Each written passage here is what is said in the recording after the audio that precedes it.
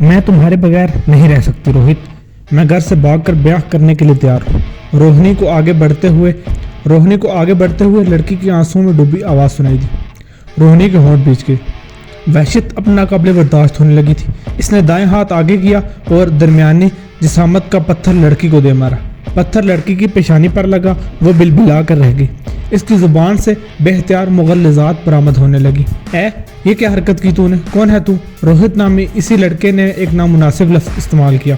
रोहिणी ने बायां हाथ आगे निकाला और दूसरा पत्थर उसे दे मारा। अगले ही लम्हे रोहित का कंधा झनझना उठा। इसकी जुबान से भी मुगल्लिज़ात की बौछार होने लगी। रोहिणी इन दोनों की हालत पर महजूज होती और तालियां बजाने लगी। पागल है तू क्या? लड़की चिल्लाई। नहीं पागल मैं नहीं बल्कि तू है। तुझे समझ क्यों नहीं आ रही? क्यों पागल बनी हुई है? रोहिणी ने भी चिल्लाकर कहा। छोड़ दे इसे मधु, हम कहीं और चलकर बैठते हैं। इस पागल का क्या मुंह लगना? रोहित ने इसे नफरत से देखा। हाँ मधु, जाकर कहीं और बैठ जाए इसके साथ, फिर पता है क्या होगा। रोहिणी की जुबान अब खर्राटे भरने लगी। मधु की रंगत मुतगय्यर दिखाई देने लगी। चेहरे पर वाज़े तज़ब्ज़ुब के असरात उभरे। ये क्या कह रही है रोहित? वो सरासीमा हुई। कुछ नहीं कह रही, बकवास कर रही है। रोहित झंझला गया। तुम चलो, हम कहीं और चलकर बैठते हैं। रोहिणी की ज़बान एक बार फिर फराटे भरने लगी। मधु के होठ एकदम खुश्क और आंखें मुतवहिश दिखाई देने लगी। मैं अभी चलती हूँ रोहित, फिर बात होगी तुमसे। इसने अपना मजरूर सर से हिलाया और उजलत में एक जानिब बढ़ गई। रोहित इसे रोकने के लिए कम में लपका। रोहिणी इस सूरत हाल पर महजूज होते होते अपना सर दाएं बाएं झुलाते हुए तालियां बजाने लगी। शाम के साए भी गहरे नहीं हुए थे। रोहिणी इस वक्त एक सराफा की दुकान पर खड़ी थी।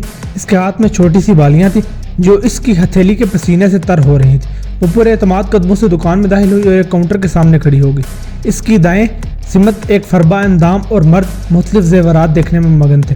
वो अपने लिबास और अंदाज़ोत्वार से बेहद खुश दिखाई दे रहे थे। रोहिणी की नज़रें तलाई जेवरात की जगमगाहट से हीरा होने लगी। यस मैडम, क्या खरीदना चाहेंगी आप? एक दरमियानी उम्र के सेल्समैन इसके पास चला आया। खरीदना नहीं है, इसने मताना से जवाब दिया। मुझे किसी ने ये बालियाँ गिफ्ट दी हैं, मैं इनकी कीमत का अंदाज़ा लगवाना चाहती हूँ। रोहिणी ने एतमाद से कहकर बालियाँ इसकी जानिब बढ़ा दी। सेल्समैन ने कदरे मशकूक निगाहों से इसे देखा, फिर पड़ताल के लिए दुकान की अंदरूनी सिमत बढ़ गया। रोहिणी की हिस्सियात मुकम्मल चौकन्ना हो गई। इसने तिरछी नज़रों से इस फरबाए अंदाम जोड़े को देखा जिनकी खरीदारी अब मुकम्मल हो चुकी थी। औरत ने बेपरवाही से जेवरात को अपने निचले बैग में रख दिया। मैम, फल देखना चाहेंगी आप? सेल्समैन ने हिलाकी से इसे मुखातिब किया। अरे तो पहले ही बता देते ना, अब बिल बन गया है तो याद आया है तुम्हें। मर्द ने झंझलाहट का मुजाहरा किया। हाँ क्यों नहीं दिखाइए। औरत पुरजोश हुई। इसका ध्यान अब शॉपिंग बैग की जानिब से हट गया था। रोहिणी को अपनी खुशकिस्मती पर यकीन करना दुश्वार होने लगा। वो ऐसे ही किसी मौके की तलाश में तो यहाँ आई थी। गो इसे अपनी कामयाबी का 1% भी यकीन नहीं था। ताहम ऐसे मौके का हाथ से जाने का तो उसने तसव्वुर भी नहीं किया था। इसका जहन तेजी से काम कर रहा था। दोनों मर्द ख्वातीन अब बाहमी गुफ्तगू में मसरूफ थे। औरत इसकी झंझलाहट पर शाकी नजर आ रही थी। मर्द बौखलाहट में अपने रवैये पर माजरत करता इसे मनाने लगा। रोहिणी एतमाद और गैर मखसूस अंदाज से नीचे झुकी और ऊपरी सिमत दिखाई देने वाली अंगूठी की 2 नफीस डबियाँ सरहद से अपनी बैग में मुंतकिल कर ली। इसी असना में वो सेल्समैन इसकी बालियाँ लिए चला आया। ये पीतल की बालियाँ हैं मैम, सोने का पानी तक नहीं चढ़ा इन पर। वो इस्तेज़ाइया अंदाज में बोला। ओह, मुझे तो कहा गया था सोने की हैं। रोहिणी ने आज़ुर्दगी का भरपूर मुजाहरा किया। किसी ने गिफ्ट के नाम पर आपके साथ धोखा किया है, वह साफ गोई से बोला। ताहम नज़रों में एक ही पैगाम वाज़ेह था। तुम्हें कोई इतना महंगा गिफ्ट देगा भी क्यों? तुम्हें ऐसे ही बेवकूफ़ बनाया जा सकता है। रोहिणी ने यह पैगाम पूरी शिद्दत से महसूस किया। इसका चेहरा जब्त से सुर्ख हो गया। रोहिणी का हर मसाम अब पसीना उगलने लगा। वो बिला ताखीर दुकान से बाहर चली गई। इसका दिल शिद्दत से धड़क रहा था। कनपटी और सर की अकबी सिमत में अजीब से धमाके महसूस होने लगे। जेवरात की इस चोरी के बाद अभी एक और मुश्किल मरहला दरपेश था। इसने ये दोनों अंगूठियाँ कस्बे से बाहर जाकर फरोख्त करने का फैसला कर लिया। घर पहुँचते ही इसने दोनों डब्बियाँ एक दरख्त के खोखले तने में छुपा दी। अपनी इस कामयाबी और गौतम की मुश्किलात का हल का तसव्वुर अब इसे सरशार करने लगा। होंठों से मुस्कुराहट जुदा होने का नाम ही नहीं ले रही थी। इसी लम्हे इसे ये अंदाज़ा ही ना हो सका कि ये सरशारी बेहद मुस्सर होगी। चंद घंटे भी नहीं गुजरे थे कि खोली पर पुलिस ने दावा बोल दिया। चेरी के दरख्तों पर शाम गहरी होने लगी। रोहिणी एक दरख्त के साथ कुछ टिकाए हला में नजरें जमाई बैठी थी। इसके चेहरे पर माजी की परछाइयों का रक्स, वहशत और गर्व बेहद नुमाया थे। कुछ ही पल गुजरे थे कि इसे हवा के दोष पर चंद सरसराहटें महसूस हुई। रोहिणी की हिस्सियात यकदम चौकन्ना हो गई। इसके आसपास यकीनन कुछ अफराद मौजूद थे। रोहिणी का ये अंदाज़ा बिल्कुल दुरुस्त साबित हुआ। कुछ ही देर बाद निस दर्जन के करीब अफराद इसके सामने चले आए। रोहिणी इनमें से चंद एक की सूरत से सनाशा थी। इनमें से एक रोहित, विक्रांत, राजू और बिलाल इसका शिकार रह चुके थे। बकिया दोनों अफराद कदरे उधेड़ उम्र थे। इन सभी में एक पहलू मुश्तरक था। इनकी आंखों में खशूनत और चेहरों पर तैश सब था। रोहिणी के पपड़ी ज़दा होंठ मुस्कुराहट के अंदाज में फैले तो जख्मों में से लहू का अहराज होने लगा। रोहिणी ने होंठों पर जुबान फेर कर ये लहूश किया और गहरी नज़रों से इस मुख्तर मजमे का जायज़ा लेने लगी। इससे अंदाज़ा होगा कि अब कैसी सूरत हाल दरपेश आने वाली है। खोली के दरवाजे पर होने वाली दस्तक बहुत ही गैर मायूस और वहशियाना थी। इस नए इलाके में कई बरस बीत जाने के बावजूद इनका हल्का हवा बहुत मुसर था। रूपा ने मुतवहिश होकर दरवाज़ा खोला और 2 पुलिस एहलकारों को देखकर मजीद होल हो गई। क्या बात है, वो खिलाकर बोली। इसी लम्हे इसे आनंद की कमी शिद्दत से महसूस हो रही थी। आनंद आज सुबह भी किसी रिश्तेदार की वफात की इत्तला मिलने पर 2 रोज़ के लिए करीबी कस्बे गया था। लड़की कहाँ है तेरी, सामने लाओ उसे। एक फरबा अंदाम और कदरे तवील कामत एहलकार ने दुरुस्तगी से कहा। रोहिणी क्या हुआ है कि क्या किया इसने? रूपा की टांगें कांपने लगी। चोरी की है इसने, कहाँ है वो, सामने लाओ इसे। दूसरा एहलकार इसे धकेल कर अंदर चला गया। वो इस्तहवानी जिसामत और स्याह रंगत का मालिक था। रोहिणी भी इसी असना में बाहर चली आई। क्या शोर मचा रखा है? वो पुलिस एहलकार को देखकर बड़बड़ाने के बावजूद खुद को पुरसुकून रखते हुए बोली, आइए मैडम जी, आपका ही इंतजार था। फरबा अंदाम एहलकार ने तंज किया। इसकी वर्दी पर गुनपीत लाल का बैज था। मेरा इंतजार किस लिए? इसने संजीदगी से दरियाफ्त किया। तुम आज महत्ता इंडस्ट्रीज की दुकान पर चोरी करके आई हो। सहाय नामी वो एहलकार दरिस्तगी से बोला। क्या सबूत है इस बात का? रोहिणी ने बेधड़क पूछा। वो अपनी इस बेखौफी पर खुद ही हैरान थी। ये दिलेरी, एतमाद और साबित कदमी से गौतम की मोहब्बत ने दी थी और इसी लम्हे इसने ऐसा महसूस किया था कि इसकी मोहब्बत के सहारे वो सारी दुनिया से लड़ सकती है। इस दुकान के CCTV कैमरे में तुम अंदर जाती दिखाई दी हो, गणपत लाल ने कहा। रोहिणी को यह सूरत हाल अपने लिए कदरे मुवाफिक महसूस हुई और अंदर जाने के किस कैमरे ने मुझे चोरी करते दिखाया है वो जारहाना अंदाज में बोली। अंदर के कैमरों की रिकॉर्डिंग भी निकाल लेंगे हम किसी न किसी तरह।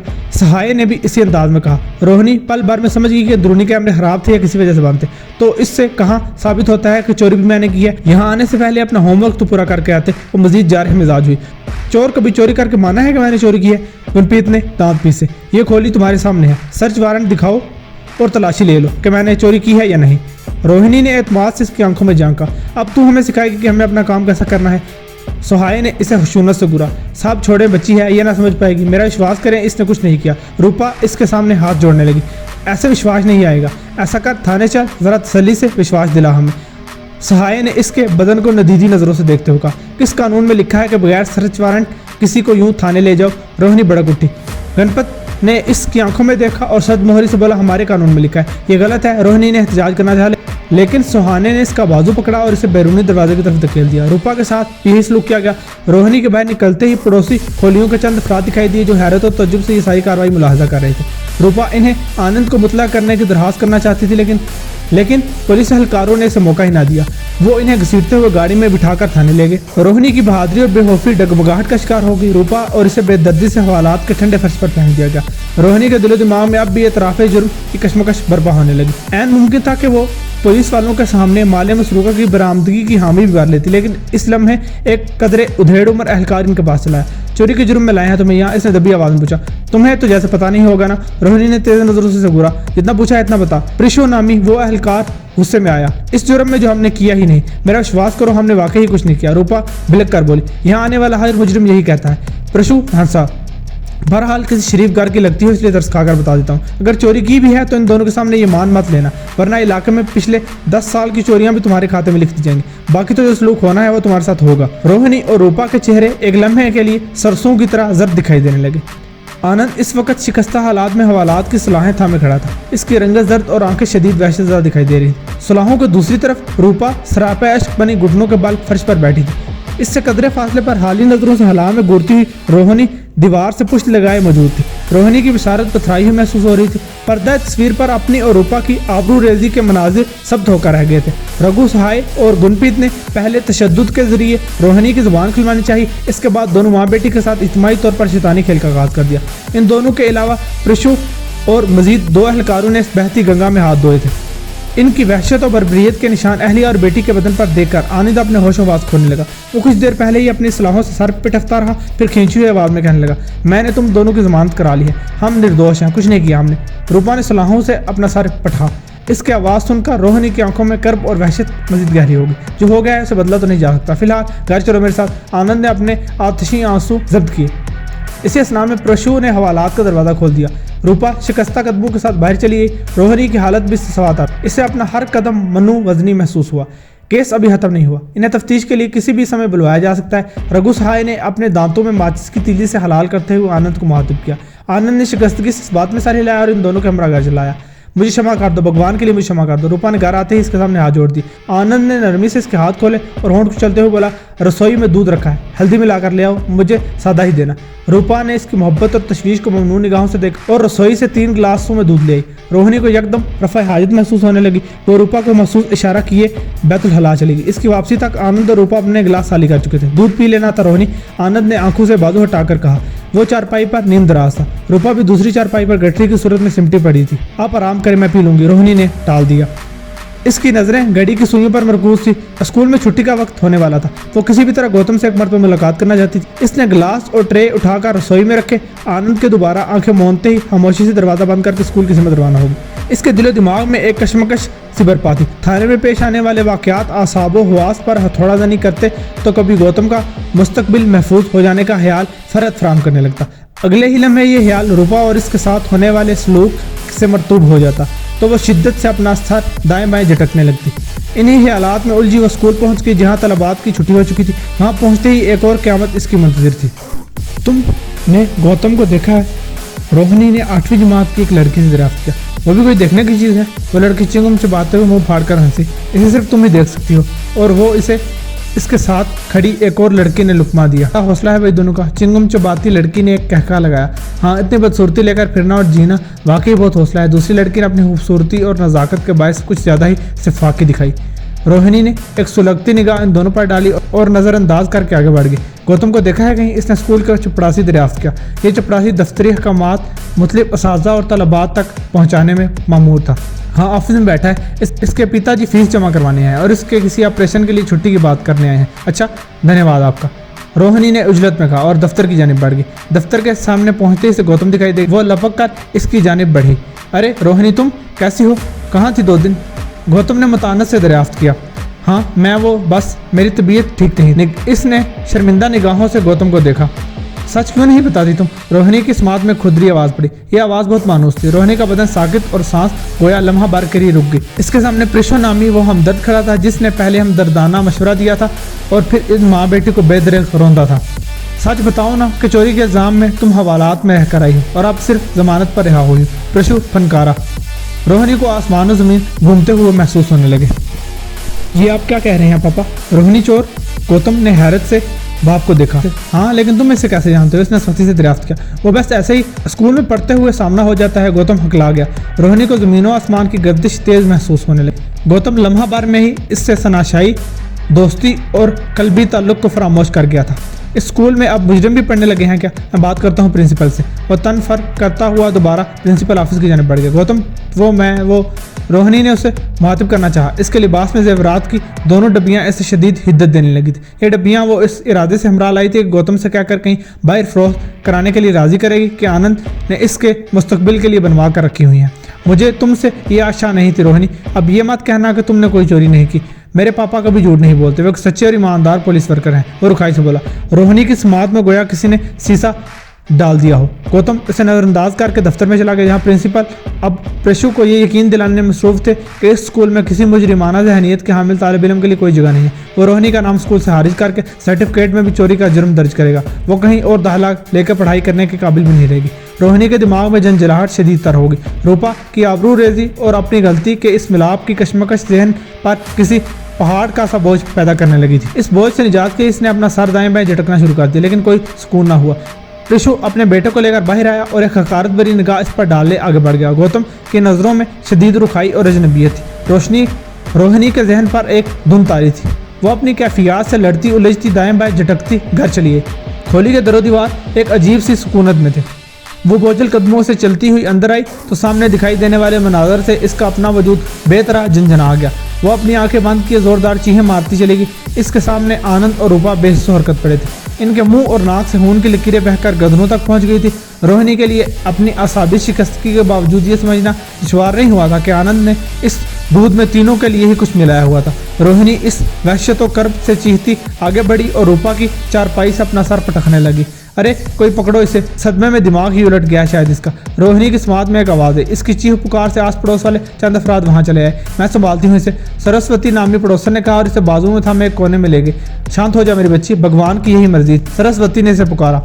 रोहिणी की चीखों में मजीद शिद्दत आ गई। इसने अपने चेहरे पर थप्पड़ मारकर बाल नोचने शुरू कर दी। वो अपने असाब पर काबू मुकम्मल खो चुकी थी। सरस्वती इसे कुछ देर तक खामोश करवाती रही, फिर थक हार कर एक जानिब रखे कपड़ों को लंबाई के रूप में काट कर इसके हाथ और पाँव अकब में बांध दिए। इसके बाद चंद एक टुकड़ों को गोले की सूरत में देकर इसके मुंह में ठोंस दिया। रोहिणी की चीख पुकार अब दम तोड़ गई थी। वो कुछ लम्हे अपने सर को वहशियाना अंदाज में झटकती रही, फिर होशो हवास से बेगाना हो गई। रोहिणी को 2 रोज बाद होश आया तो इसकी दुनिया अंधेर हो चुकी थी। आनंद और रूपा की आखिरी रसूमात अदा की जा चुकी थी। सरस्वती ने इसकी बंदिशें खोलकर खाना खाना चाहा तो इसने वहशियाना अंदाज में थाली पीछे धकेली और बरहना पाँव से ही बाहर निकल गई।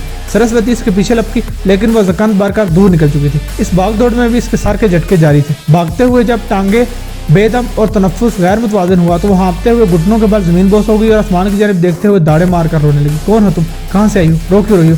आसपास मौजूद अफराद इसकी हालत देखकर तशवीज़दा हो गए। रोहिणी ने सरासीमा नजरों से इन्हें देखा और फिर अपने कानों पर हाथ रखकर चीखने लगी। पागल लगती है बेचारी, पुलिस स्टेशन लेकर चलते हैं इसे, वही खोज लगा सकते हैं कि ये कहाँ से आई है। इस मुहस्सर मजमे से बरामद होने वाली एक आवाज़ ने इसके असाब को मजीद झटका दिया।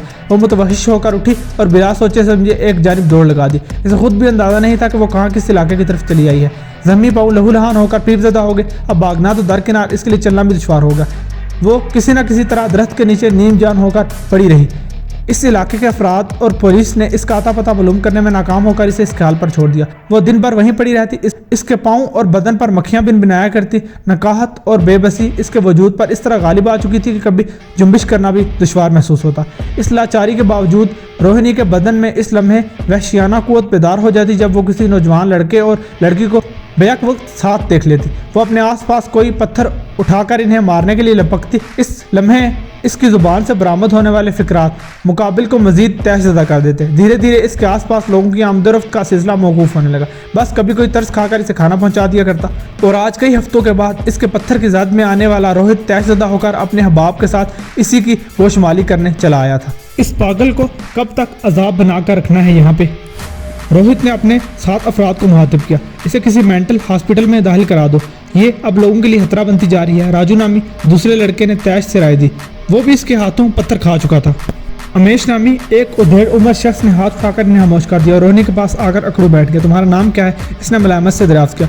कल्लो रानी, काली बिल्ली, बुतनी, चुड़ैल। इसने बेहंगम अंदाज में जद दांतों की नुमाइश की। कहाँ रहती थी तुम?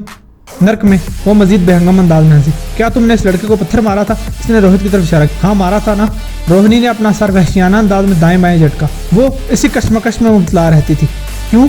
ये सिर्फ यहाँ पेशाब करने ही तो आया था। गणेश ने रोहित की बताई हुई बात का हवाला दिया। झूठ बोलता है, ये झूठ बोलता है। रोहिणी की आंखों से शरारे लपके। छोड़ो काका, ये पागल है, अनाप शनाप ही बोलेगी। रोहित ने तनफ्फुर से कहा। हाँ तो गलत क्या, झूठ कहती हूँ क्या?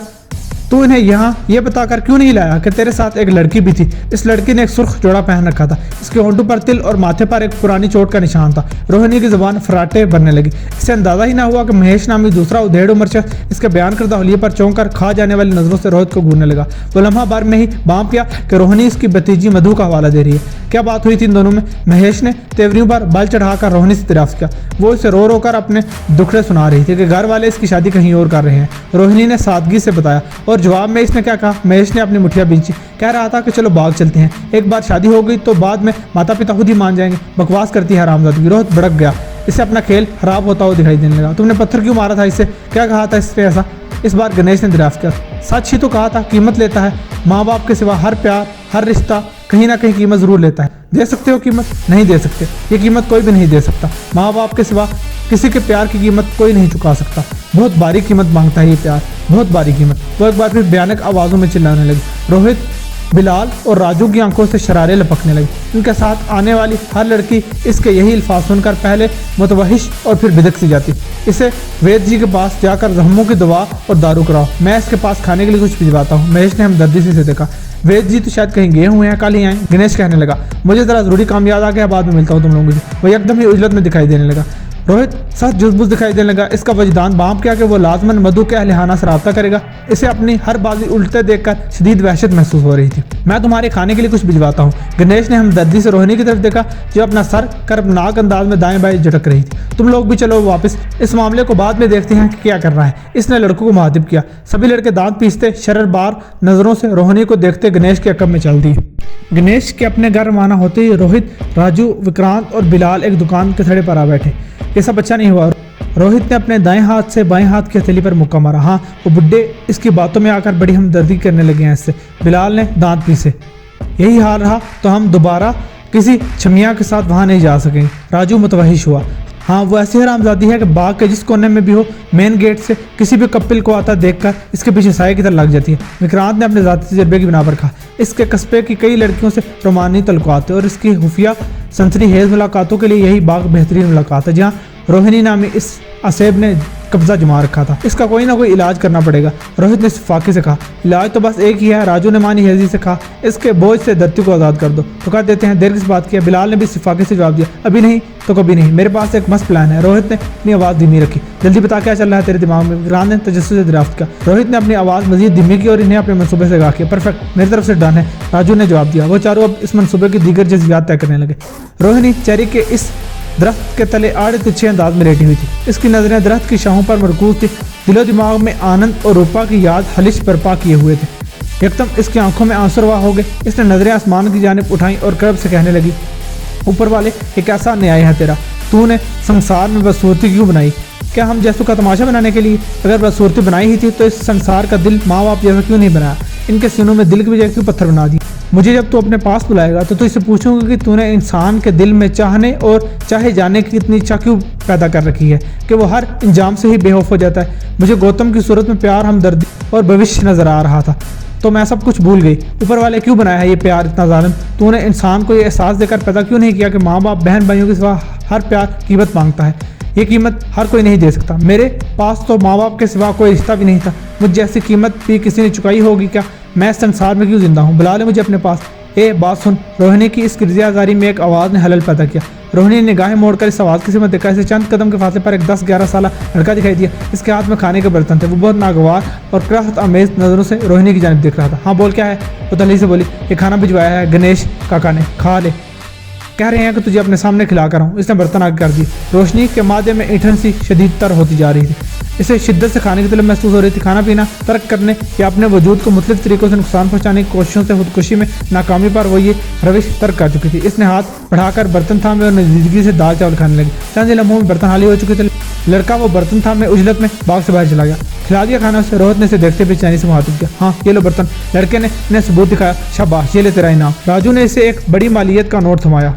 और इस बात का किसी से जिक्र मत करना। बिलाल ने इसे तंबीह की। नहीं करूंगा। लड़के ने नोट थामा और फौरन एक जानिब दौड़ लगा दी। चल देखते हैं, चल कर इसे, रोहित ने तजवीज़ दी। तीनों लड़के मोहताज अंदाज में चलते दबाव में चले जहाँ रोहिणी एक दरख्त के तले ऊन की क्या कर रही थी। इनके होंठों पर मुस्कुराहट रिंग गई। खाने में मिलाए गए जहर ने अपना काम कर दिखाया था। रोहिणी इनकी आहट महसूस की तो नकाहट से मुश्किल सीधी हुई। वह इन्हें देखकर एक लम्हा बार के लिए सारी सूरत हाल बांध गई। इसके होंठ मुस्कुराहट के अंदाज में फैले। फिर वह सरसराती हुई आवाज़ में बोली, धन्यवाद तुम लोगों का, मुझे मुक्त कर दिया। मैं अब ये कीमत और चुका ही नहीं सकती थी। इसने पर वक्त का अगले ही लम्हे इसने एक बड़ी खून आलूदा कह की और इसकी गर्दन एक जानिब ढह गई। रोहिणी की वफात को 3 रोज बीत चुके थे। गणेश ने बड़े बोझल दिल के साथ इसकी आखिरी रसूमात अदा की थी। खज़ां की आमद अब नज़दीक तर थी। दरख्तों पर पत्ते भी मुरझाए थे। कभी किसी हवा का झोंका इन्हें शजर से बेघर कर देता। बाग में एक नए जोड़े की आमद हुई। वो दोनों तकरीबन हम उम्र थे। इनकी उम्र 17-18 साल से ज़ायद न थी। यहीं बैठ जाते हैं। लड़के ने नदीदी नज़रों से लड़की को देखते हुए मुखातिब किया और इस बात में सर हिला दिया।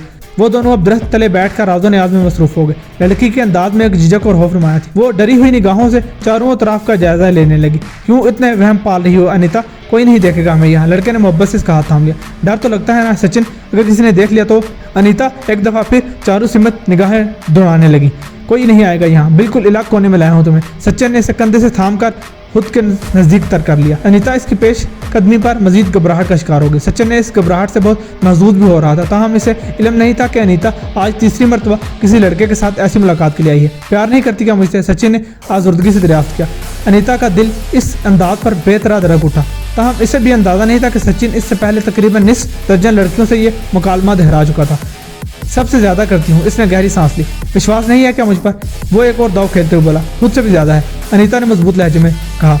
तो फिर ये दूरी क्यों? सचिन ने इसके पेशानी के बाल से हिलाए। अनीता ने जज्ब के आलम में अपना सर इसके कंधे पर रख दिया। इसके अंदाज में खुदसुपुर्दगी देखकर सचिन मजीद बेबाक हो गया। वो दोनों अब लम्स की जुबान में गुफ्तगू करने लगे। सचिन तुम ब्याह करोगे ना मुझसे? अनीता ने इसकी जानिब पेशकदमी में जारहानापन देखकर वही सवाल किया जो इससे कबल भी दोनों अफराद से कर चुकी। मेरे जीवन में तुम्हारे सिवा किसी की गुंजाइश ही नहीं, मैं सिर्फ तुम ही से ब्याह करूंगा। सचिन ने भी वही मुकालमा दोहराया जो इससे कबल हर लड़की से अदा कर चुका था। अनीता की हुस्न-स्पुर्दगी और सचिन की जारहियत में मजीद इजाफा हो गया। इसके बाद इन दोनों में वही रवायती खेल शुरू हो गया। हवा के तेज झोंके ज़मीन पर बिखरे हुए दरख्त के पत्ते खटखटाने लगे। इन पत्तों में रोहिणी की कर्बनाक सरगोशियों की गूंज थी। कीमत अदा करना पड़ती है। माँ बाप के अलावा दुनिया में हर प्यार कीमत लेता है। बहुत भारी होती है ये कीमत, हर कोई नहीं चुका सकता, हर कोई ये कीमत नहीं चुका सकता।